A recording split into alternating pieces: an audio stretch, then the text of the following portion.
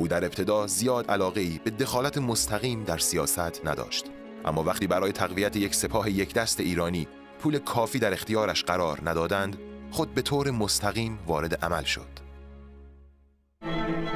سردار سپه در آذر ماه سال 1300 وقتی اعتبار لازم برای مخارج ارتش را هنوز دریافت نکرده بود، گاری پول بانک شاهنشاهی انگلستان که بخش مالی دولت را مدیریت می‌کرد ضبط کرد تا به حسابداری ارتش تحویل داده شود.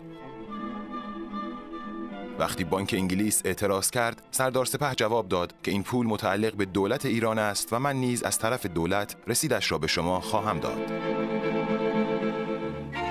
رضاخان در دوران وزارت جنگش تمام مشاوران انگلیسی را از ایران اخراج کرد و در نهایت حکم خاتمه خدمت کلونل اسمایت را به عنوان آخرین مشاور انگلیسی در ایران به دست او داد.